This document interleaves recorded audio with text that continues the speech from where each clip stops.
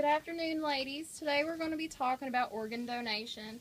Now, when you all came into the room, everyone received their pamphlets on organ donations. Is anybody in here an organ donor? Yes. I am. Did you know that registering to be an organ donor is a charitable act and it costs you nothing? It allows a donor to save up to 8 lives with their organs, and it improves 50 lives through the tissue and eye donation. Did you know that in the U.S. there's more than 120,000 men, women, and children that are in the need of an organ transplant? Each year, thousands of people die while waiting for a transplant. The benefits of organ donation is that you help save lives and you're making a difference in somebody else's life. For the recipients that are receiving a transplant, you're giving their life a second chance.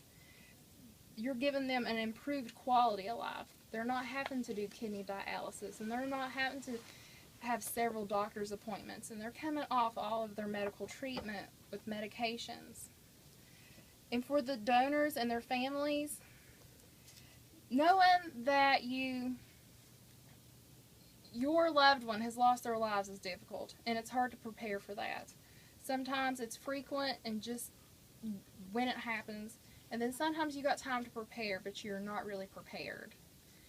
But knowing that their loved one's organs, tissues, eyes is going to someone that is going to be able to enjoy it and get a second chance with their kids or their family helps them with the grieving process. Statistics say that every 10 minutes, another person's name goes on the National Organ Transplant List. An average of 18 people die a day because they couldn't receive an organ. In 2012, there were 14,013 organ donors, and that resulted in 28,052 organ transplants. Did you know that more than 1 million tissue transplants were done each year? 90% of Americans say they support organ donation, but only 30% partake in donating their organs.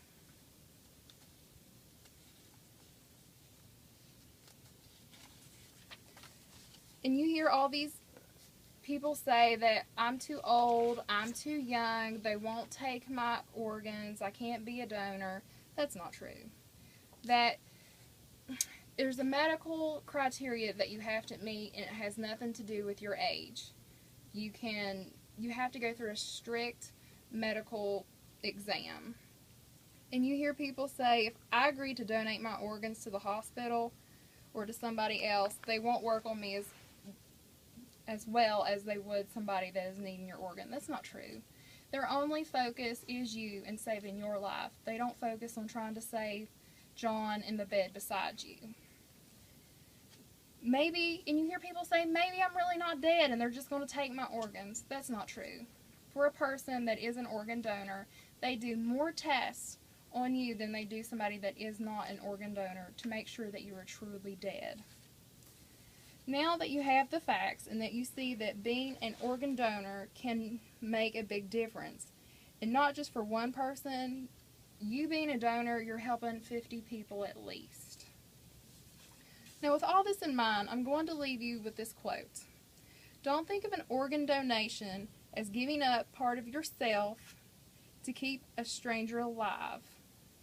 It's really a total stranger giving up all of themselves to keep a part of you alive.